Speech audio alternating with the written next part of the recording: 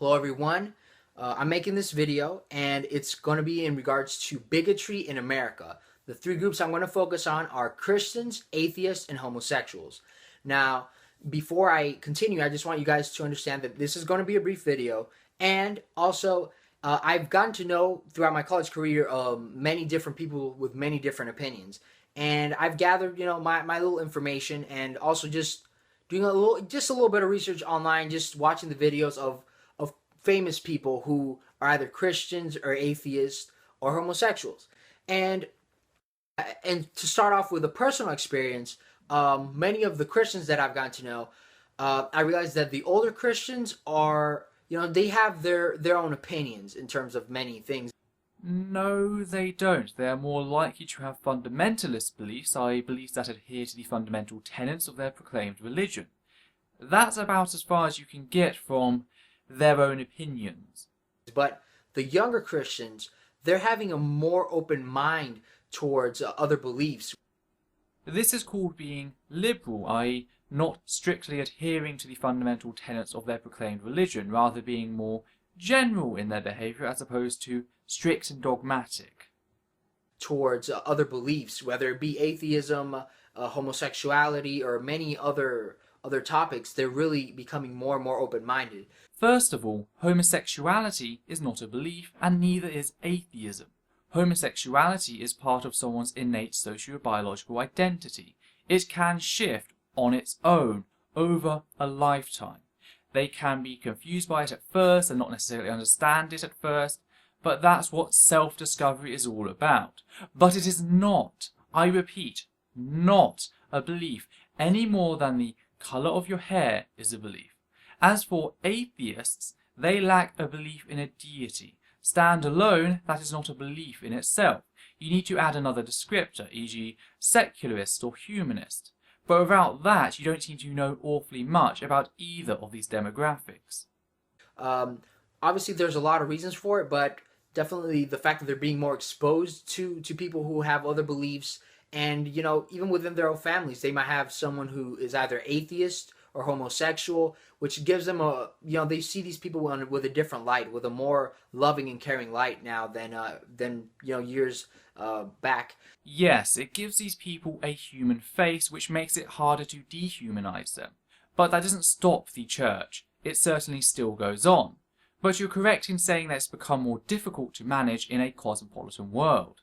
But from what I've noticed with the atheist and gay community, a lot of backtracking in terms of being open-minded. If you don't see things the same way they see it, automatically you're bad, you're evil, and you're just not good. And oh, I see. Because atheists are still the #1 mistrusted minority in the US, lower than Islamic individuals or even homosexuals thanks to the Christian right during the Cold War and up to this day, because your religious beliefs are fundamentally to blame, not to mention unfounded and barbaric, now that you can no longer physically harm us, and our ideas can spread on good reason as opposed to the threat of violence, that scares the shit out of you.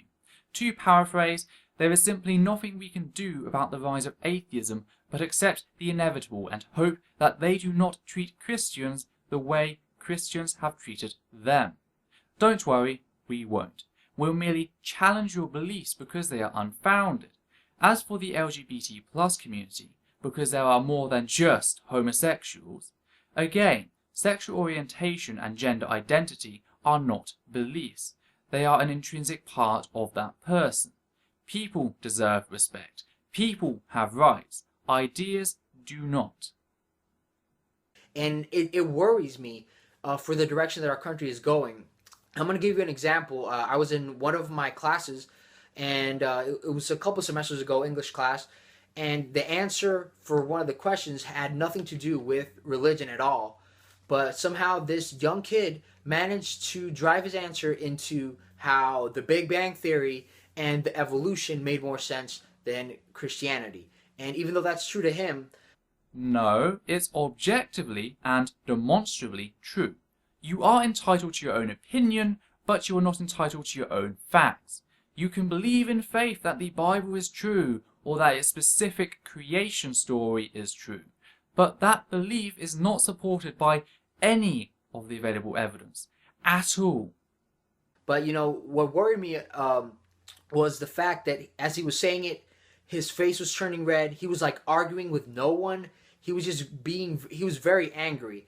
And I could tell some people were uncomfortable. I don't know if they were Christians or not, but definitely, it was just very uncomfortable, especially because we're all in college. We're all young kids. Most people want to just have fun and relax. No one really wants to get into an argument, which, sure enough, no one bothered to argue with him.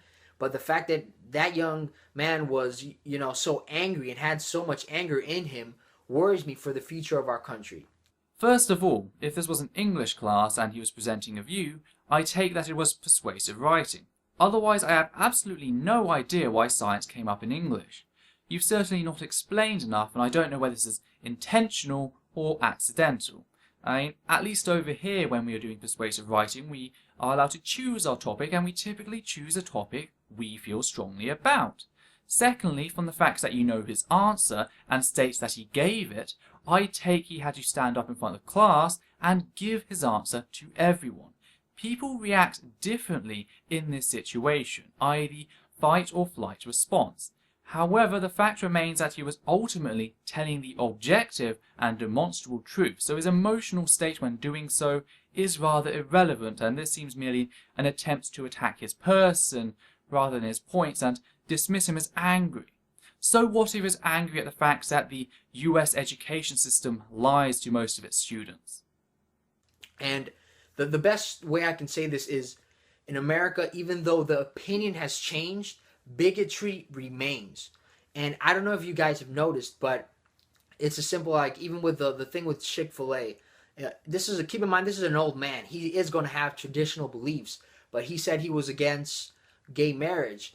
And immediately, people started bashing on him, saying that he was homophobic or this and that. And he said, no, in his business, he allows people to, who are gay to work. They can go up in the ranks and everything. He doesn't, and he wouldn't treat someone bad just because they're gay. He's just not for gay marriage. Which is treating LGBT plus individuals badly by denying them the same civil rights as every other person in the US.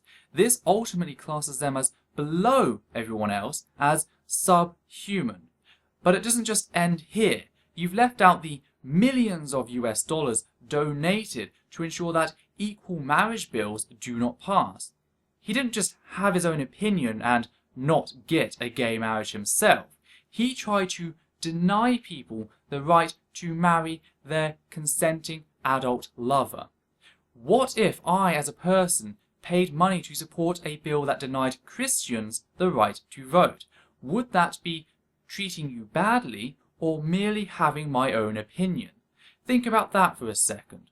Also, the fact that this happened in only 2012 should highlight the fact that the LGBT plus community is not in a position of power, but when you spit in a person's face, when you beat them and attempt to break their spirit, don't you dare cry foul when they raise their voice at what you have done. Which, he's entitled to his opinion. Now, the reaction from the gay community was, hey, let's stop buying Chick-fil-A. Let's, really trying to drive him out of business and just putting signs in front of his store or of his restaurant. And it's just little things like that it shows to me a lot of bigotry from their behalf. I don't think you know what bigotry means at all. Bigotry requires that you have a preconceived notion of someone based off their identity, i.e. that LGBT plus individuals are sinful and wrong and therefore should not have the same rights as the rest of the population. Notice that the LGBT plus community reacted.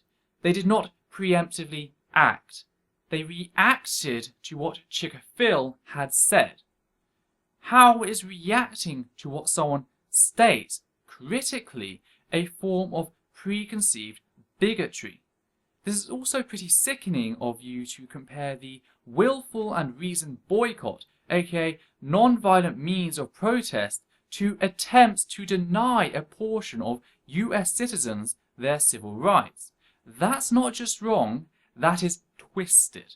As well, and the same thing with the atheist community. Whenever someone hears that you believe in God, they immediately want to argue with you, and ask you and question everything, and just they want to get into an argument with you because obviously since you believe something different than what they do, now there's a big problem, and you just have to get into an argument and debate it out so people can see things the way they see them. You hear that, folks? Mature conversation and reasoning is bad. Let's just think about this for a second. If I am an atheist and you a theist, there are a number of things that could be going on. For one, I could be wrong and you may be right, and in fact have evidence for the existence of God. Ergo, if you do have evidence for God, as a person myself who wants to know the truth, I will pursue that evidence. Secondly, you could be wrong and I could be right, in which case I respect you enough as an adult, expecting you to be capable of reasoning very basically. Therefore, I seek to ensure that you have the best information to found your position in, i.e., as a sign of respect to you as a thinking human, I will try to show you the flaws in your position. People ask me how I managed to put up with doing all these video responses. Well, the fact is, it's the first scenario that leads me to watching videos. I want to know, I actually want to learn. Yet, when I see a poor argument, I cannot merely leave it at that. I have to respond. My very muscles and bones start aching, and my video is a way for me to express that criticism. Do I always do it in the best fashion? No, I can definitely say that. People can be really infuriating sometimes, but I try. I haven't given up hope on humanity. And it shouldn't be like that. It really shouldn't. We should all learn to respect each other's opinions. If we've learned anything from the past, is that bigotry doesn't work. It is truly the enemy of the human race. Okay? People have, millions of people have died because of bigotry. Yes, and these millions have also died because good people did not step forward to challenge what was happening, what was being said. Again, you have no clue as to what bigotry is. Bigotry is not equatable with being critical. If that were true, then everything from education to the courtroom would be classed as a bigoted institution system. If you respect a person over the idea, then you will seek to ensure that it is the person that is preserved and not the vile views they hold. Okay? And we really need to make an effort to stop it, especially here in America, within our country. We need to be a light, within the world, really, just to show people that it is possible for people with different opinions to get along. Just like someone may want to vote for gay marriage, someone may want to vote against it. Okay, let everyone vote whatever they want for whatever party, whatever political views they may have, whatever religious views they may have, whatever it may be. We already do. It is called democracy. Yet, how are people supposed to vote in an informed manner if you want to put a halt to discussion? Tell me, how do you think the American civil rights movement of the 50s and 60s would have looked if people did not discuss things? Nowhere are LGBT plus individuals or atheist humanists or secularists attacking people violently. They are spreading their knowledge via reasonable discourse. I question how I can have reason with a person who is afraid of the very notion of reason. I cannot help it if your beliefs don't have an inch to stand on, but that is why they should be left in the past with the rest of human fiction. Let people, have their own opinions. You don't have to be best friends with them or anything, but it's just the right thing to do. Just be respectful, because at the end of the day, we don't know what the future holds. We don't know what the most popular view is going to be in the future.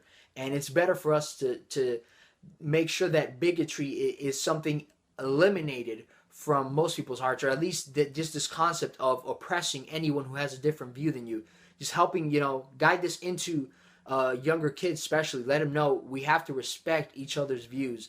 No, we have to respect each other. Views can go and get buggered for all I care. If a child has a view that the road is a safe place to play, we don't have to respect that view. We respect the child and ultimately their safety. Similarly, I don't have to respect your outdated religious views. I will, however, respect you in attempting to point this fact out. Question is, will you respect me enough to give me a valid response, or merely hide under the guise of sacred canopy? And we should not just assume someone is stupid, ignorant, or whatever just because they don't see things the same way we see them. Agreed. We should wait to see how they have reasoned their position and discuss it critically. If they merely respond, well, I'm just going to take it on faith, i.e. hold said belief in complete absence of justification, then I shall judge based off what they have said and done, not who they are. It's just, I hope this video will hopefully shed a light on this, and maybe someone who didn't notice, whether they be Christian or atheist or gay or whatever, just notice, look at yourself. If you really have to continuously argue with someone because they don't have the same belief as you, if it's political, if it's religious, whatever it may be, you really got to look at yourself and realize that you're being a bigot. And it's hard at times, right? Because when you're being a bigot, you're like, no, I'm right, they're wrong. But you know what? Respect other people's opinions. It's better for you. Of course, the cis heterosexual Christian is going to tell me what is better for me, whilst simultaneously his own demographic try to withhold my very rights and demonize my very person. Buddy, go screw yourself. The moment anyone gets hurt, I will speak up, whether it be you or someone else. Fact is, right now, your demographic is doing the hurting. Maybe you are not doing it directly yourself, but you are trying to tell. Nay, you are trying to order the LGBT community to stop fighting for equal rights because it hurts your views. You don't know what friendships we might be forfeiting just because we don't want to respect their views. You might have everything in common with someone, but oh wait, they believe in God and you don't, or you believe in God and they don't, or vice versa. Maybe even in terms of politics from other countries, whatever it may be. Just learn to be open-minded, because it's not worth it to become enemies with so many people. 7 point something billion people in the world. I guarantee you have your own opinion. Like, all your opinions put together are different than everybody else's opinions put together. You may be similar to in some aspects, but you're not going to be have the same opinions as everyone else in every area. So you have to learn to just not be a bigot and just respect other people. It'll make your life a lot easier, and I hope this helps you guys out. Keep in mind that even though the opinion has changed, bigotry has remained, and we have to just go against it and just respect each other. And my final verdict, not based off who you are, but what you have said in this video, you are an utter moron. Not respecting your view on religion does not equate hatred. I do not have to respect a person's view on religion, whoever they are. I do have to respect their right to hold that position, and I certainly respect their right, as well as the right of every person to live a happy life. Ergo, unless they were causing someone harm, including themselves, it wouldn't be such a big issue. But your religion has lied, cheated, and corrupted its way into people's lives globally. It denies people their rights, it demonizes others, teaches pseudoscience, and attempts to halt the progress of humanity. So for the last time, I, Peter John Thurston, do not have to respect your beliefs. Am I clear?